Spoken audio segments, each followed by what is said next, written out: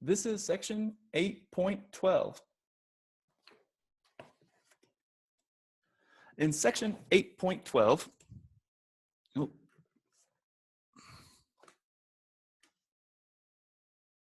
in section 8.12, we're going to be talking about the oxidative cleavage of alkenes.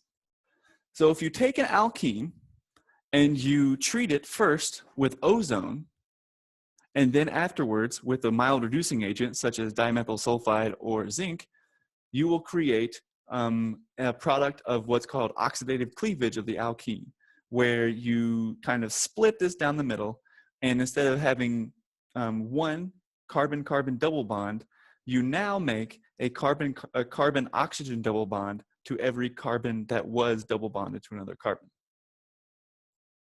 So you see this part of the molecule corresponds with this one here. And this part of the molecule corresponds to this guy.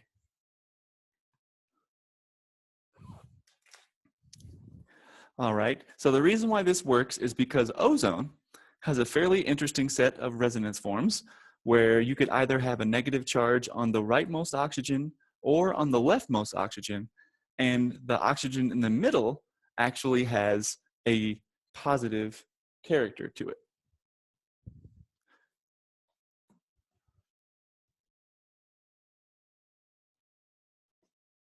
Here we go.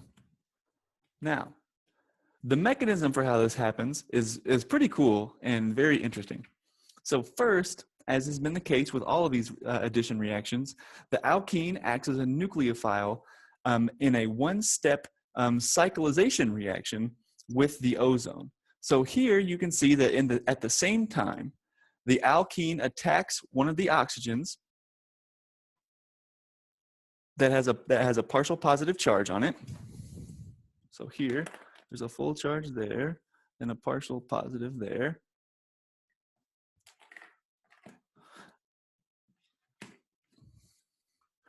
And so in one step, the alkene attacks, electrons flow down to the oxygen here to relieve the positive charge, and the other oxygen attacks where the carbocation would have been to make this really cool trioxide intermediate here.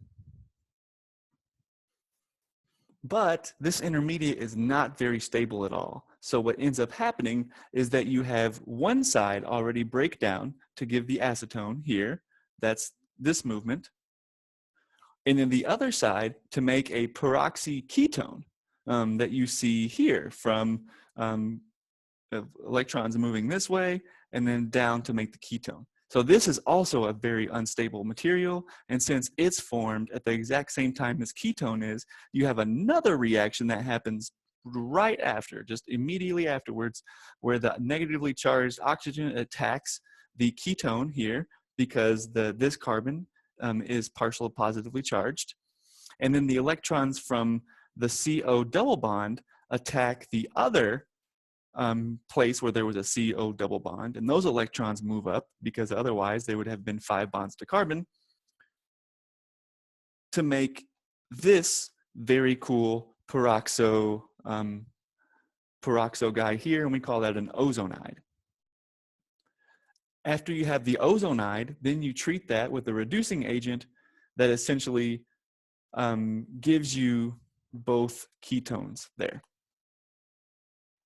So what you really need to know, instead of this very crazy mechanism, what you really need to know is that if you have an alkene, some alkene with some groups on it, and you treat it with O3, ozone, and some reducing agent like DMS, what you end up having is thinking about cutting the double bond right down the middle and making 2 ketones, 2 carbon oxygen double bonds from the alkene there, and the oxygens come directly from the ozone.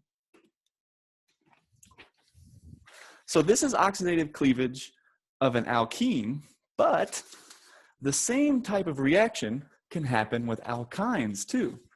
The only difference is that, as we've seen before, alkynes are kind of weird molecules, and depending on depending on if they are internal or external, you can get two different types of products. So here, if you react some internal alkyne, where there are alkyl groups on both sides of the triple bond, and then react it with water afterwards, instead of getting two CO double bonds, you will make carboxylic acids instead. So notice that R here has a carboxylic acid, and R prime is the name for this little dash we give R groups if there are more than one. R prime also has an alkyl group. So back in the old days, before they had very cool spectrometers and life as a chemist was a lot harder, they would use this ozonolysis reaction to try and figure out what kind of alkyl groups were on both sides of an internal alkyne. Otherwise, it was very difficult to figure out what the identity of the internal alkyne was.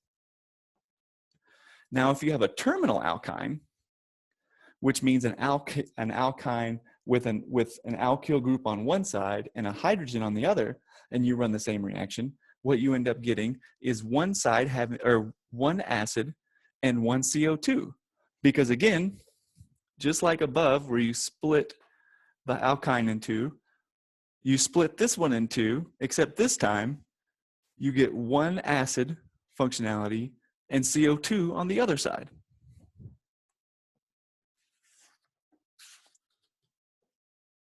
You can find more information on ozonolysis of alkynes in page 422 and 423 of your book in Chapter 9.